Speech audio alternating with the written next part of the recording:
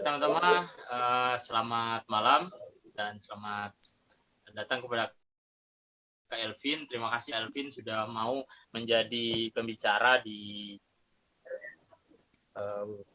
tugas kita ini, yaitu wawancara komunikasi bisnis. Terima kasih ya teman-teman. Kak Elvin ini adalah sebagai salah satu founder daripada Kokonesia yang kita tahu juga ada di depan kampus itu Kokonesia, dan juga mungkin ada di Indonesia juga sudah ada. Nah, malam ini Kak Elvin ini sebagai narasumber kita, sebagai yang kita wawancari untuk bisnisnya gitu. Bisnisnya terkait dengan kasih.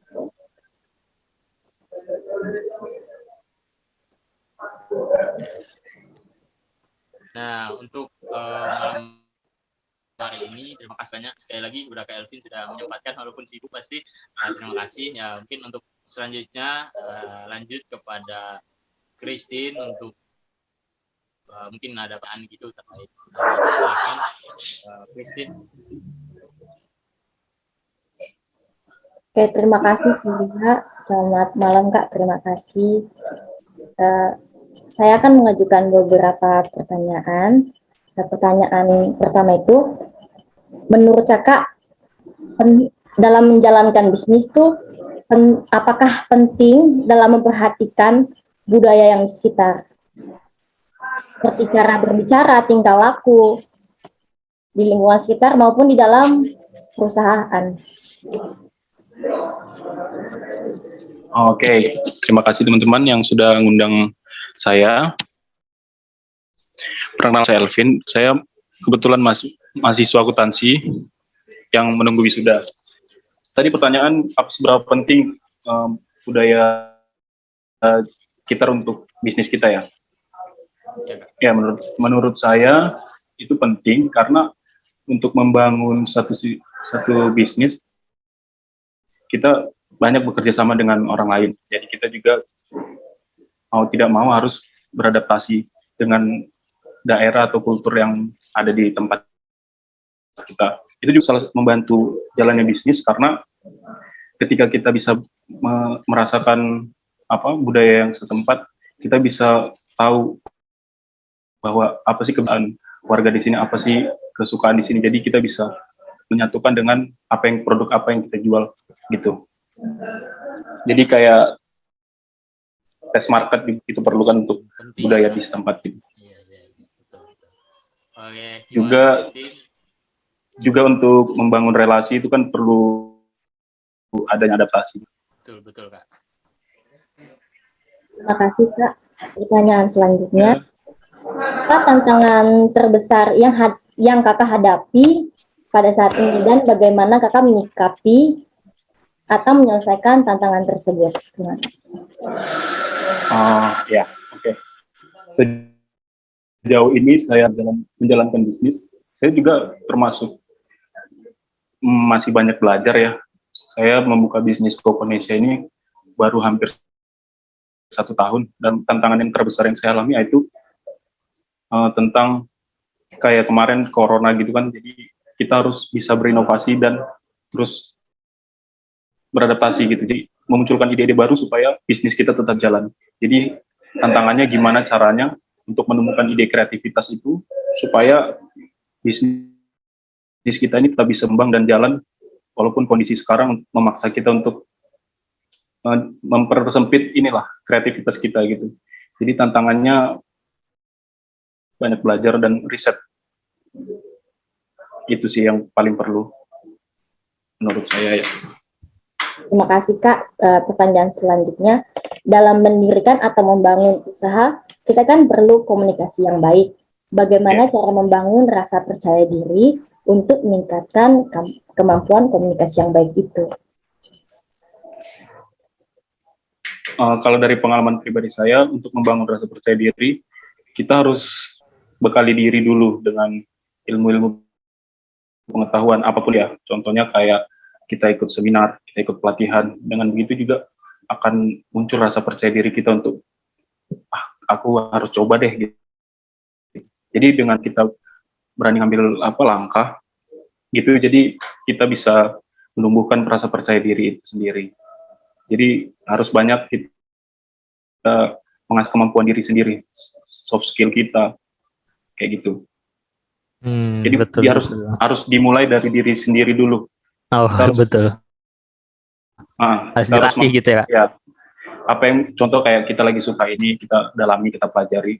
Nanti dari situ akan muncul rasa percaya diri itu. Dan lingkungan juga mempengaruhi. Apabila di satu circle yang membuat kita berkembang, itu juga mempengaruhi kita untuk terus berkembang dan menumbuhkan rasa percaya diri kita sih. Kalau aku sih pengalamanku gitu. Cari komunitas-komunitas yang sekiranya bisa menumbuhkan rasa percaya diri kita. Oke. Mungkin udah jelas. Selanjutnya, Christine, silakan. Pertanyaan terakhir nih Kak. Oh ya? Tujuan Kirain banyak pertanyaannya. pertanyaan terakhir dari aku nih. Oh, dari Christine-nya. Oh ya. Tujuan awal Kakak membangun usaha ini tuh untuk apa-apa? Hanya untuk menghasilkan uang atau mungkin hobi yang tiba-tiba langsung jadi wow, booming gitu Kak? Atau gimana? Menurut saya kesempatan itu datang 2 kali ya. Jadi karena saya dari dulu memang suka bisnis dan akhirnya saya nemuin kayaknya saya harus bisnis deh. Karena saya lihat jika kita berani mengambil resiko bisnis ini, kita bisa banyak berdampak ke orang lain gitu. Contohnya kayak ngebuka lapangan pekerjaan, banyak membantu orang lain gitu. Jadi bisnis itu semata-mata nggak cuma untuk cari uang gitu. Itu oke lah, itu memang tujuannya juga cari uang juga kan. Cuman nggak hal utama juga, karena kalau di bisnis ini kita bisa mengeksplor diri kita lebih gitu. Kita bisa banyak ketemu dengan orang, kita bisa mengasah soft skill kita. Jadi menurut saya langkah yang saya ambil ini ya itu adalah untuk media saya belajar juga. Makanya saya berani memilih bisnis ini sebagai langkah untuk karir saya. Gitu. Oke. Wah, dijelas banget sih itu kayaknya Kak Christine. Mungkin ada lagi dari Kak Christine. Cukup ya, tadi katanya terakhir ya. Oke, boleh. Mungkin selanjutnya ini Immanuel, silahkan Immanuel pertanyaan kepada Kak Elvin tuh. Baik, terima kasih Surya. Selamat malam Kak, saya Immanuel. Di sini saya akan menanyakan pertanyaan seputar komunikasi bisnis kepada Kakak. Pertanyaan pertama, bagaimana cara Kakak mengatasi jika dalam proses komunikasi bisnis itu terjadi kendala-kendala yang muncul di dalam lingkungan kerja, Kak? Oh, oke. Dari sampai sekarang, hal yang paling efektif yang saya lakukan itu adalah diskusi. Jadi, diskusi itu sangat perlu dalam membangun satu bisnis, karena menurut saya nggak bisa dari satu pihak aja untuk mengambil keputusan. Karena jika kita diskusi, bakal ada nanti ide-ide baru dan solusi baru. Nah, dari situ kita bisa belajar, wah ini kayaknya boleh, ini kayaknya boleh. Nah, itu mungkin meminimalisir resiko juga ya. Jadi, diskusi dalam satu tim itu, membangun diskusi dalam tim itu sangat penting untuk membangun komunikasi bisnis yang baik ya. Itu sih. Oke, terima kasih Kevin. Oke, selanjutnya Immanuel. Pertanyaan kedua, menurut Kak, mana yang lebih efektif antara komunikasi lisan atau tertulis, Kak? Kalau menurut saya yang efektif itu secara lisan. Kita juga bisa melakukan pendekatan dengan cara yang lembut atau secara keakraban, karena untuk membangun satu chemistry atau kekompakan itu gak melulu soal kayak tulisan-tulisan begitu atau poin-poin gitu, karena secara lisan juga dengan membangun tim, untuk membangun tim yang baik itu juga sangat perlu sih. Jadi lisan menurut saya yang cukup efektif sampai sekarang. Oke, tapi apakah tulisan itu juga perlu ya Kak? Kayaknya juga, walaupun itu perlu untuk membuat satu sistem operasional yang untuk berjalannya satu usaha ya, itu perlu. Selanjutnya Immanuel. Baik Kak, pertanyaan ketiga, menurut Kakak seberapa penting komunikasi untuk lingkungan kerja? Jika penting kenapa, dan jika tidak penting kenapa Kak? Apa tadi, komunikasi dalam lingkungan kerja Kak? Iya. Berapa penting komunikasi lingkungan kerja ya? Ya jelas itu penting ya menurut saya, karena untuk ya gimana ya, karena kita banyak merangkul orang, banyak bertemu dengan orang, komunikasi itu sangat perlu diperlukan untuk agar bisnis kita tetap jalan. Jadi jika kita pasif gitu, banyak nanti jadi hal-hal baru malah nggak muncul gitu. Jadi kalau kita komunikasi terus, malah memunculkan ide-ide yang bagus gitu. Itu sangat penting menurut saya. Oke. Itu yang pentingnya. Baik, untuk yang terakhir, mengapa pada era sekarang teknologi berperan penting dalam komunikasi dan seberapa penting teknologi untuk proses komunikasi menurut Kakak?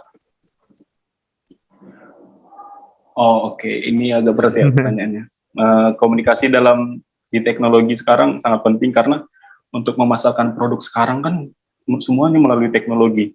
Nah, dengan komunikasi yang menggunakan teknologi, kita bisa nyampaikan produk kita bisa nyampaikan penjualan kita melalui media-media teknologi yang sudah ada. Gimana cara kita ngemas supaya produk atau brand kita ini dikenal orang, disukai orang gitu sih.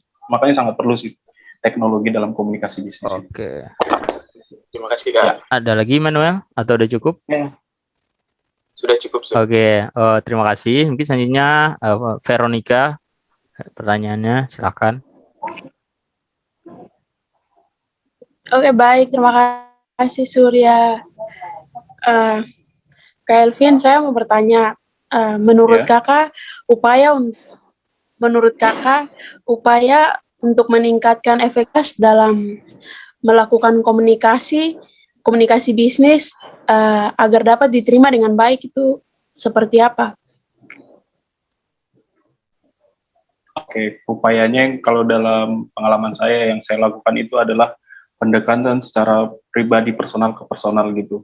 Saya misalnya ada pegawai yang sakit atau apa, saya nggak langsung ngambil tindakan, kamu nggak boleh sakit, kamu nggak boleh ini, tapi pendekatan melalui misalnya nanya, kamu kenapa sakit, dan gimana cara dia tanggung jawab untuk kerjaannya gitu. Jadi melalui pendekatan secara personal. Itu sih yang saya lakukan sampai saat ini. Untuk diskusi-diskusi ada masalah juga saya nggak langsung lempar ke forum gitu. Kayak dia juga merasa tidak dihakimi. Jadi saya melakukan pendekatan personal dulu, tanya kenapa masalahnya, dan di akhirnya kita diskusi bareng gimana cara selesaikan masalah ini. Oke. Jelas, Foni? Oh, jelas. Oke, silakan. Kakak ada pertanyaan lagi. Iya. Itu kayak apa yang harus Kakak lakukan jika negosiasi tidak tercapai? Kalau negosiasi tidak tercapai, ya kayak contohnya kayak mau kerja sama gitu nggak tercapai gitu Kak. Tapi sejauh ini apakah ada yang nggak tercapai Kak? Sejauh ini saya sih selalu ada aja jalan sih, karena balik lagi kalau di lingkungan gitu. Jadi kita harus banyak ketemu relasi-relasi supaya negosiasi kita itu berjalan mulus gitu. Jadi jika kita banyak kenalan orang gitu, menurut saya negosiasinya nggak terlalu sulit sih. Sejauh ini saya masih belum pernah kayak negosiasi panjang, yang paling ya di survei-survei tempat dengan harga-harga gitu-gitu aja. Kalau itu nggak jadi kendala. Silakan Foni lagi. Oke. Satu pertanyaan lagi itu misalnya Kakak meningkatkan pengembangan sumber daya manusia, itu mengapa perlu komunikasi dengan pihak internal, kayak misal Kakak punya perusahaan gitu kan? Iya. Oh, kenapa perlu? Dalam Kakak punya karena di dalam satu bisnis itu kan ada standar operasionalnya. Jadi untuk meningkatkan sumber daya itu kita harus melakukan pelatihan. Jadi memang itu sangat perlu karena supaya bisnis yang kita jalan ini sesuai dengan ekspektasi kita, supaya berjalan dengan apa yang kita rencanakan gitu. Kalau tanpa adanya komunikasi secara personal nanti malah menjadi masalah kan. Betul.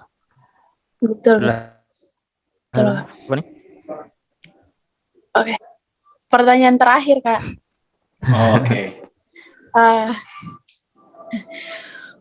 Manfaat hubungan interpersonal dalam komunikasi dan dalam Kakak punya lingkungan bisnis itu seperti apa? Kakak berikan salah satu contoh untuk menggambar hal tersebut. Interpersonal ya? Iya Kak. Antar personal. Iya. Kakak apakah ada contoh gitu yang pernah Kakak lakukan gitu? yang pernah kakak saya lakukan? dalam bisnis, saya dalam menjalankan bisnis ini, saya memiliki mentor ya. Nah, di dalam mentor ini kita diajarin gimana caranya untuk melakukan pendekatan personal dengan orang-orang, dengan pegawai, dengan ini dalam menjalankan bisnis. Jadi dari situ saya belajar, di situ saya tiru untuk penerapan bisnisnya. Jadi mentor itu sangat perlu untuk gimana biar meminimalisir resiko hal-hal yang terjadi di satu bisnis. Oke, terima kasih. Ada lagi Foni atau udah cukup? Terima kasih Kak. Oke, Sudah cukup. Mungkin dari Kak. ketiganya udah Kak. Nah sekarang dari aku nih, aku yang terakhir gitu. Wah ini biasanya terakhir susah-susah nih. Enggak. Oke, pertanyaanku adalah bagaimana kakak menerapkan komunikasi antar pribadi dan juga komunikasi di dalam bekerja gitu, profesionalitasnya bagaimana kakak menerapkan? Pasti kan berbeda gitu antar pribadi pasti, dan juga dengan biasanya dikumpul karyawannya itu bagaimana cara kakak gitu komunikasinya? Nah kalau di kerjaan saya selalu bilang kalau kita di kerjaan kita lebih ke profesional aja ya. Dan di selama kerja kita selalu bahas tentang kerjaan, nggak pernah tentang hal-hal yang di luar kerjaan gitu. Jadi setelah di luar kerjaan saya nganggap mereka sebagai teman gitu, sebagai relasi aja. Tapi kalau di dalam kerjaan saya usahakan mungkin untuk berusaha untuk selalu untuk membawa diri sebagai saya ini mengajarkan mereka gitu, saya mengarahkan mereka juga memberikan ide-ide tapi itu hanya kerjaan ya, nggak boleh kayak di luar kerjaan. Pembahasannya selalu kerjaan kalau di luar kerjaan. Tapi kalau udah di luar itu kita bebas, kita bisa dekat makan gitu. Oke. Terima kasih Kak, benar juga ya karena profesional itu penting banget. Dan selanjutnya, tapi nggak yang sampai tegang-tegang begitu ya, tetap secara santai. Benar. Oke, selanjutnya untuk meningkatkan kenyamanan kerja banget.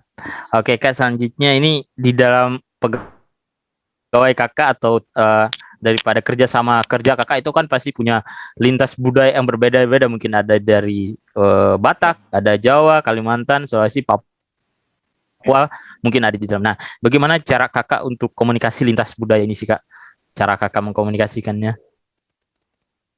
Nah, kalau karena saya sering banyak bergaul dengan teman-teman di luar daerah saya juga, jadi saya setelah misalnya ada rekrutmen karyawan misalnya dari mana gitu, saya selalu berusaha cari tahu dulu apa sih budaya lokal mereka, apa sih kebiasaan mereka. Nah dari situ saya mulai ajak dia ngomong tentang daerah-daerah dia, misalnya dia dari Kalimantan, saya tanya potensi wisatanya apa gitu, sini apa, supaya dia merasa oh dia ini lumayan tahu apa daerah saya gitu. Jadi saya kulik dulu sebelum ini, saya cari tahu dulu budaya mereka gitu, belajar. Oke. Belajar mengkomunikasikan gitu. Oke. Selanjutnya di tempat kerja kakak itu apakah ada kayak koordinator pekerjaan? Nah, komunikasinya itu apakah langsung ke karyawan itu ataukah mungkin bisa lewat kepala kerja ini, atau seperti apa Kak komunikasi kakak gitu?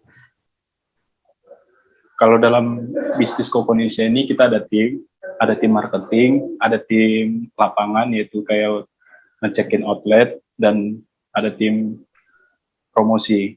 Jadi kita bagi-bagi job desk-nya kok. Jadi kalau ada hal-hal permasalahan gitu, jadi kepala timnya ini yang dikomunikasikan terlebih dahulu gitu Kak. Dia yang bertanggung jawab untuk ini gitu. Jadi ada sistemnya komunikasi di situ ya. Nggak langsung kita ke karyawan, langsung nanya kan ada kepala kerja atau kepala timnya gitu ya Kak. Iya betul banget. Iya. Nah, berarti dia udah agak besar nih Kokonesia ya, karena kita udah buka di berapa kota kemarin Kak? Aku lupa, 4 ya atau 5 ya? Sekarang masih yang buka resmi di Kota Medan dan Jogja. Sunnya ini buka di Jakarta dan Bali. Semoga lancar ya Kak. Karena kan juga beda-beda tempat. Nah yang terakhir, di dalam komunikasi itu apakah kakak kayak menerapkan kepada karyawan gitu? Oh, komunikasi kepada konsumen itu seperti ini, pelayanannya seperti ini. Apakah pernah dikomunikasikan gitu Kak, dan briefing begitu atau ada aturan tertulisnya gitu Kak secara komunikasinya gitu Kak. Oh, di dalam komunikasinya ini kita ada SOP namanya. Jadi sebelum karya itu masuk ke tim Kokonesia, kita melakukan SOP standar operasional prosedur yang ada di Kokonesia, seperti gimana cara dia, kayak tadi dibilang kan, gimana cara dia melayani customer, gimana cara dia membuat, gimana cara membalikan kembalian gitu. Itu kita ada standar operasionalnya kok. Oke. Cuman kan itu kita nggak bisa kontrol 24 jam kan. Jadi ya kendala-kendala kayak mungkin kesalahan-kesalahan mereka itu mungkin bisa dimaafkan lah gitu. Oke. Mungkin ini terakhir dari aku Kak. Komunikasi Kakak itu kalau mau kerjasama dengan investor atau lain sebagainya itu komunikasi yang Kakak persiapkan itu biasanya apa sih Kak dalam berbisnis gitu misalnya, atau mau ngajak apapun gitu jadi investor atau gini join gitu. Oh, iya. Itu persiapan Kakak gimana? Sejauh ini sih Kokonesia bakal menuju ke mitraan ya, atau franchise ya, orang-orang lain kenal ya. Nah, di dalam franchise ini kan ada sistem-sistemnya yang harus kita buat, seperti prospektus, perizinan, hak cipta. Nah, mulai dari situ kita harus persiapkan dulu sebelum kita ketemu investor. Jadi jangan sembarangan kita langsung mau nggak jadi kerjasama tanpa kita ada bawa bukti laporan, misalnya laporan tentang Kokonesia gitu. Kita harus persiapkan itu dulu. Oke, sehingga komunikasi nanti waktu kita nego itu lancar gitu ya Kak. Ya. Oke. Bisa berjalan lancar. Ya. Mungkin itu dari kami Kak. Terima kasih sudah meluangkan waktunya. Mohon maaf juga sudah menjadi santai. Ya, kalian jurusan apa ya? Terima kasih. Kalau kami, aku manajemen Kak. Kita semua manajemen ya. Manajemen. Ya. Manajemen Kemarin kelompok semuanya. siapa sih Kak yang wawancara? Kemarin ada anak akuntansi beberapa kelompok, cuman hanya satu yang kemarin karena mereka duluan kan. Iya, juga ya? Oke. Sama. Nggak apa-apa. Yang dinilai itu cara komunikasinya sih. Gitu. Oke. Oh ya, ini terakhir nih, jangan lupa follow. Iya betul. Oke. Ini sekaligus closing Kak. Jadi kita nanti kita closing ya. Oke. Terima kasih kepada Kak Elvin sudah mau menjadi narasumber kita, dan komunikasi aku rasa penting sekali di dalam perusahaan dan juga mungkin yang sekarang Kokonesia ya. Semoga nanti komunikasi yang dilakukan itu bisa berhasil dan mencapai tujuan daripada Kokonesia sehingga menjadi besar gitu. Nah, itu dan selanjutnya terima kasih kepada Kak Elvin juga, dan mungkin Kak Elvin bisa sampaikan gitu terakhir, dan juga apa Instagramnya, dan juga kita bisa pesan di manakah Kokonesia ini. Silahkan Kak. Oke, boleh. Jangan lupa untuk ini ya teman-teman, follow juga IG Kokonesia, namanya Kokonesia Indonesia. Kalau kalian mau order juga bisa melalui aplikasi online, sudah ada semua. Dan pesan terakhir buat kalian, tetap semangat dan jangan pernah takut untuk nyoba hal-hal sesuatu yang kalian suka. Betul banget. Itu aja sih. Nanti kita jadi semoga lancar semuanya. Terima kasih Kelvin. Tuhan Yesus memberkati. Selamat malam. Dadah. Amin. Terima kasih Kak. Oke, makasih Kelvin. Terima kasih Kak.